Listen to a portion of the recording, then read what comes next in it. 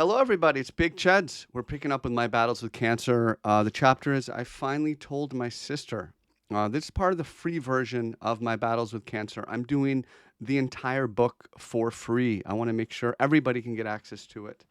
It's a really important project for me. I published it in 2020. I spent a lot of the last year, last 12 months, 12, 14, 15 months rewriting the book and then recording the audiobook, which is now available on Audible. But like I want anybody to get access to this book. Anybody who is going through cancer, a patient or a caregiver.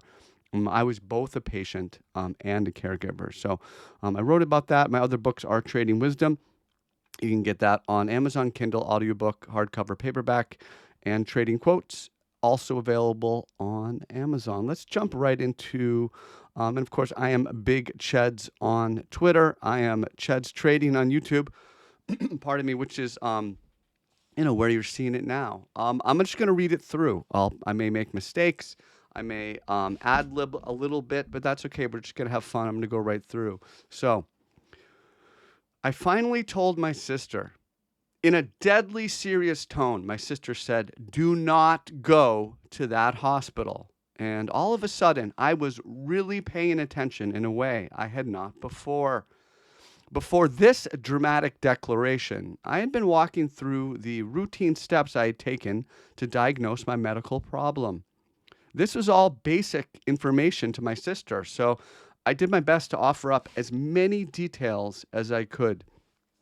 She had been calm and quiet for the most part until I mentioned the need for a pulmonary doctor to be on standby during the surgery for the biopsy. My sister has always been composed and well measured in almost all aspects of life. So to hear that much emotion out of her really stopped me dead in my tracks. You might say that my sister is the strong and silent type and is someone that I've looked up to for pretty much all of my life. Growing up, she was always the president of this club or that club in school, and after college, she dedicated herself to many years of specialized medical study so she could pursue her dreams and make a difference in the world. Given her serious nature, this response made it clear that it was time for a paradigm shift. I could no longer handle this medical problem on my own. What followed immediately thereafter was a series of phone calls and emails late into the night as my sister contacted her colleagues and arranged for a specialist to see me.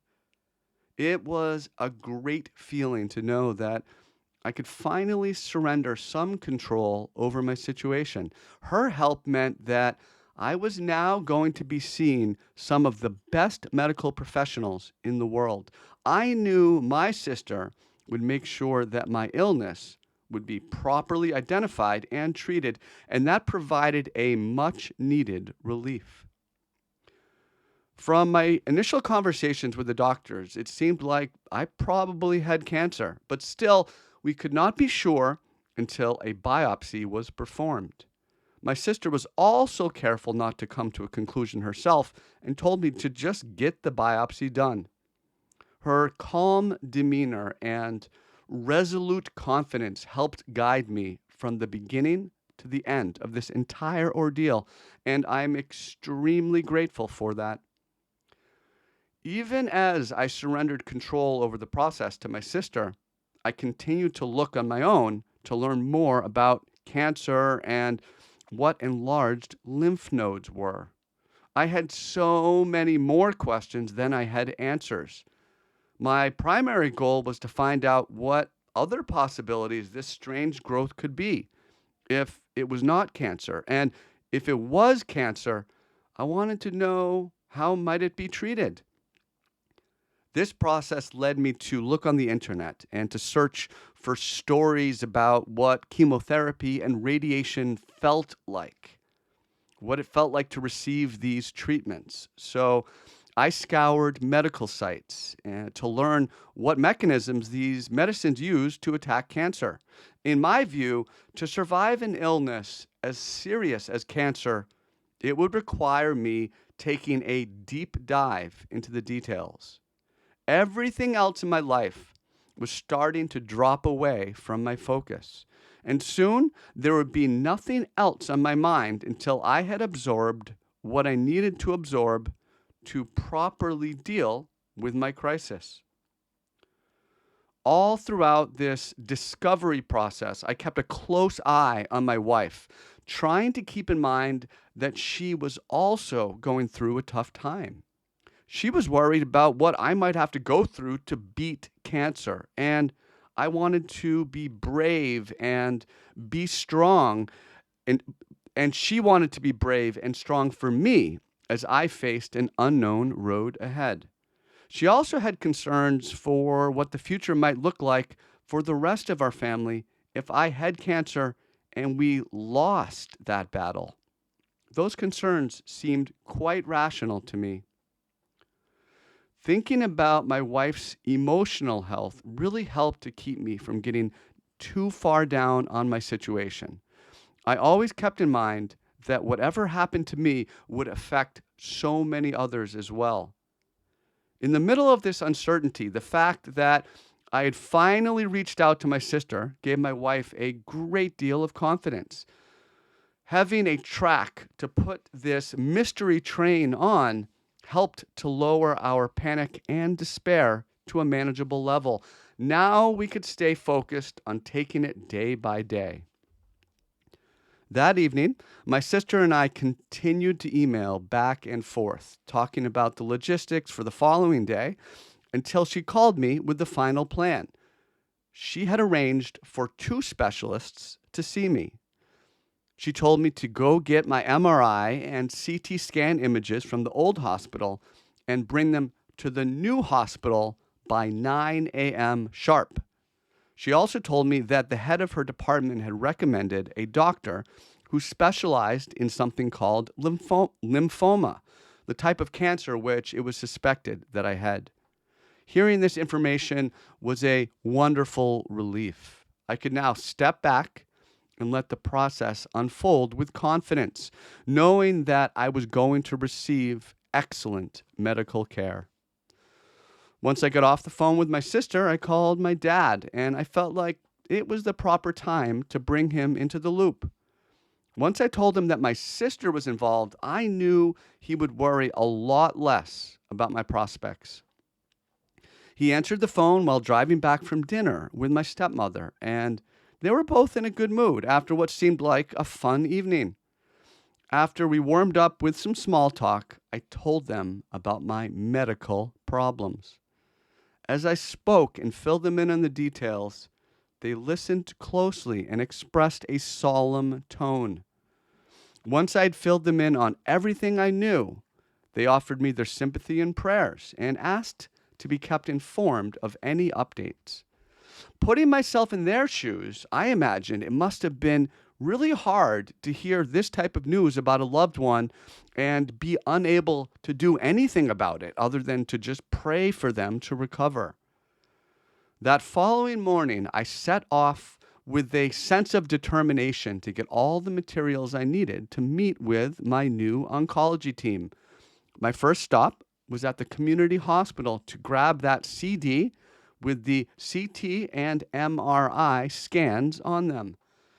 This community hospital was part of a network of several locations scattered all throughout the city, and I would go visit a different location based on whatever doctor I was seeing that day.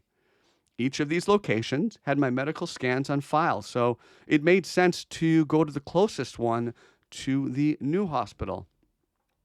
I arrived just before 7 o'clock in the morning, and my appointment was at 9 o'clock. And I ran into a problem right off the bat. At the reception desk, an older lady informed me that there was a problem with the CD burning machine that day. And she claimed that there was nothing she could do about it until a technician came to fix it. For the last 5 or 6 years, I stayed with this community network of hospitals because I enjoyed the interactions I had there with the staff and the patients. And I found the social environment to be a vibrant mix of cultures. And I relished having that exposure to different languages and different peoples. And in addition, I was more or less satisfied with the quality of care I had received. So I was willing to overlook any small problems that I encountered there. After waiting for a while patiently, I looked up at the clock and I saw that I had only 90 minutes to get that CD with the scan information and to take that back to the new hospital. And I started to panic. My sister warned me that these medical specialists all had extremely busy schedules, and by no means could I risk being late to my appointments. As the minutes continued to tick away, my stress and panic continued to build. The most frustrating part was that there was nothing I could do about the situation. Of all the days for something like this to happen, why did it have to be when I was facing a serious illness and under pressure to make my appointments on time? After waiting a little bit longer, I looked up again and I saw that I had only 60 minutes. And I called my wife. She was already en route to the new hospital, and I knew I could ask for her help. My last minute plan was for her to go to one of the other hospital locations, part of the community hospital, and to grab my scans there, just in case I was unable to get them in time. Processing my request, she said that she was not sure she could make it, but would try nonetheless. All along, I had believed that this community hospital network was sufficient for my needs, but when the time came for it to be tested, they failed. Even the most simple task of burning a CD-ROM proved too difficult, and their slow response at fixing the problem just made things worse, in my opinion. A little while later, my wife arrived at one of the other hospital locations just as the radiology department called me to report they had fixed the machine and my CD was ready, thankfully. With that CD in hand, I booked it out of there as quickly as I could. I was more than ready to meet my new doctors and my new medical team so I could find out what the heck was wrong with me once and for all.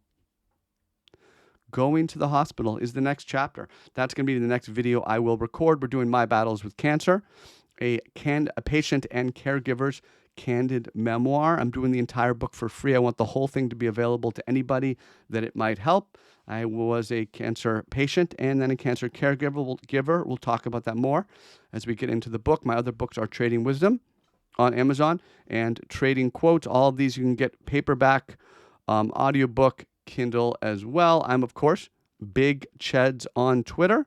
I hope you have enjoyed this. I'm Cheds Trading on YouTube as well. And thank you for listening. I'll talk to you soon.